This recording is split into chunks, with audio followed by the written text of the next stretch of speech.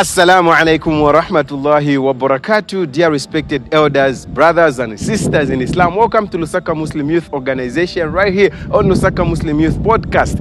This is a platform which is going to educate me and yourself about Islam. You know, there are three benefits of this podcast. First one is you are going to learn about Islam. Second, you are going to learn the truth. Third, there are things that you don't know about Islam or you need question to ask. Wow, this platform is yours. We are right here in Zanmone West at Al Furqan Masjid. We are going to be live shortly. Just check it out.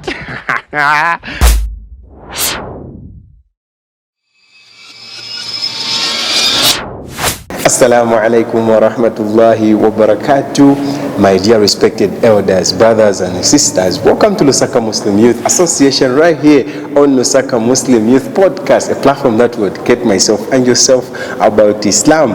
And today I'm smiling, the topic itself, choosing a spouse in Islam. Wow. Right, that's how we do what we do right here on this podcast. You're free to comment, to like, and I'm so happy that I'm having Mr. Harold Kawili on our second episode. The first episode which we did last time, alhamdulillah, was very, very okay, and today we are with him today. So assalamu alaikum wa rahmatullahi wa barakatuh. Wa alaikum salam wa rahmatullahi wa barakatuh. How are you, Sheikh? Fine, thank you. How are you, Sheikh? Alhamdulillah. So as our topic today, choosing a spouse in Islam. Yes. Is dating allowed in Islam? Is dating allowed in Islam? Mm-hmm. Thank you very much. That's actually a wonderful question. As the Prophet says, when a man marries, he has fulfilled half of his religion. Okay, so it means dating will lead us to what? To marriage. Okay, fine. Actually, to answer this question, scholars have differed on this question. Some have said dating is haram, basing their reason to say, when you are dating somebody, there are a lot of temptations. There could be pre-marital sex or something like that. Mm-hmm. Okay, but others say that dating is lawful. Dating is allowed in Islam. Mm-hmm. Okay, as long as you are following the dating rules based on the Islamic principles. Okay, they have stipulated some principles, or they have given down some principles that we can follow for dating to be lawful in Islam. For example, the first one should be the aim to find is to find a life partner, not just to have a relationship that is not going anywhere. But if the aim is to find a life partner, which means a wife, okay, then dating is what? Is allowed, is lawful. Of course, you can't just marry someone you don't know. You see? Okay. And number two, when you are dating, there shouldn't be any physical contact. No touching. You understand what I mean, right? No physical contact. When you are dating as a Muslim. If you are not ready to avoid physical contact, it means dating will be haram to you. But as long as we can make it, then dating is lawful in Islam. Avoid things like sex, example. Don't talk about sex only. Not having sex only. Even talking about it. Even talking about it is not allowed in Islam. Also, when we sit you with your spouse, for example, you are not allowed to go alone. There must be a neutral third party, okay, to at least to help you avoid bad consequences that might happen. Yes. Okay. Also, when a lady, for example, a girl is meeting the spouse to be, they must be dressed, according to Islam, not exposing themselves that might bring temptations to their partner. Okay. And also, when you are dating, we don't rush in a relationship, because there's a difference between dating and being in a relationship. So when you are dating, it means you want to make a relationship if you find the right person. So take time not to enter in a relationship. Okay? It's very fine there. And because, these rules and principles have been designed to promote respect, honor and dignity. You see? So, in short, I can say dating is allowed in Islam if, only if you can follow the dating rules based on Islamic principles. Oh, okay. Is it allowed for Muslim men to marry non-Muslim or vice versa? All right.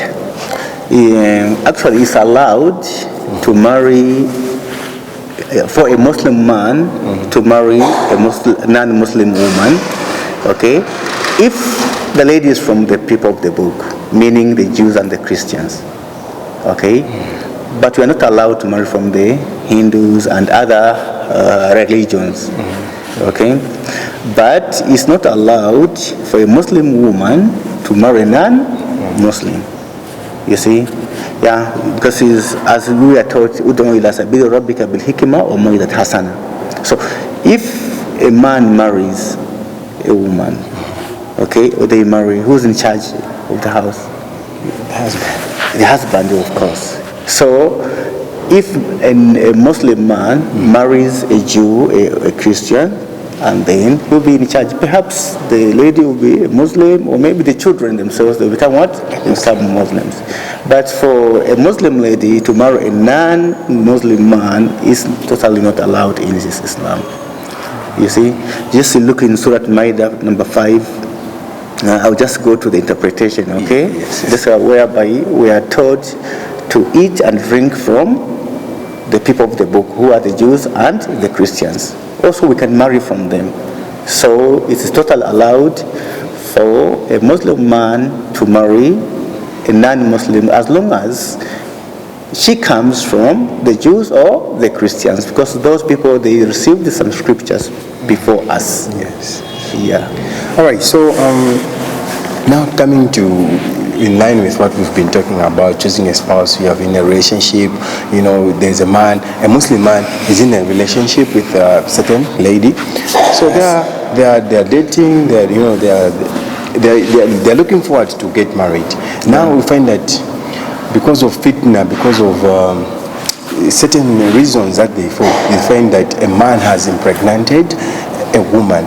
Then later on, a man decides to run away from that responsibilities. So what's your take on that one in Islam? Does it allow for you to run away from your responsibilities after you've impregnated? In the first place, the whole thing is haram. You understand? You cannot impregnate somebody you are not married to. You only impregnate someone you are married to. You see? So there's nothing which is allowed here.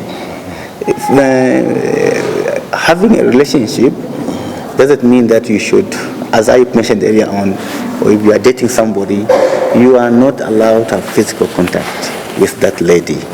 So if you pregnant somebody and then you run away from responsibility, everything there I can say, impregnating is very bad, it's haram itself. Running away from the responsibility also is haram. Everything there is haram.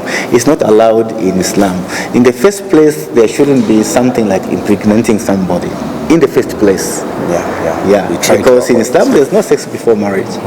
You can't impregnate someone you are not married to. You see? Okay. Yeah.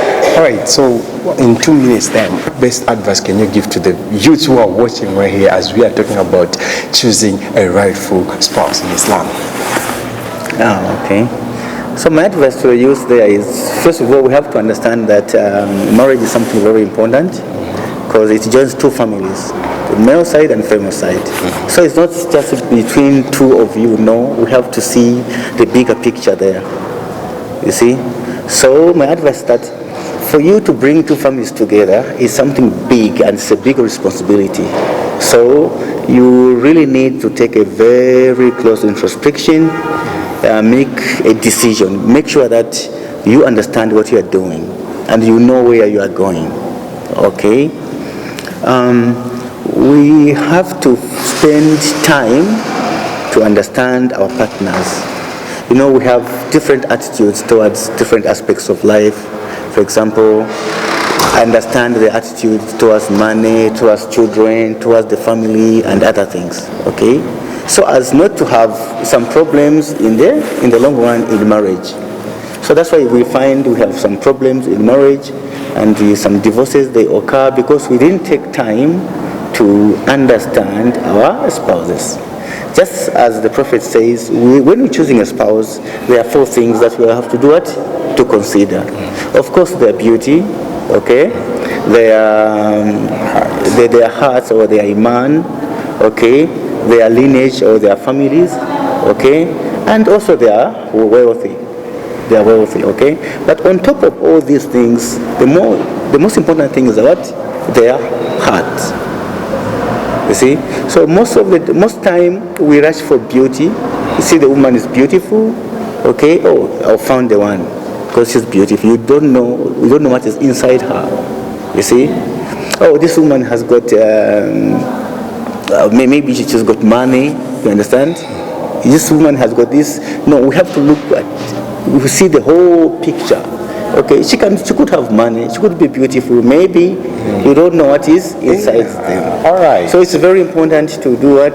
To take time to learn one another, to study one another, so that you find something common between the two of you that will make you live and stay together forever, actually. Okay. So patience. There you have it, my youths. Iyi ni show yano. Hivi na mchinyanja timakamba. It's not about in English.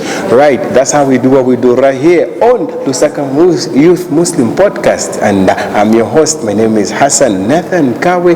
Till next time, it's bye-bye.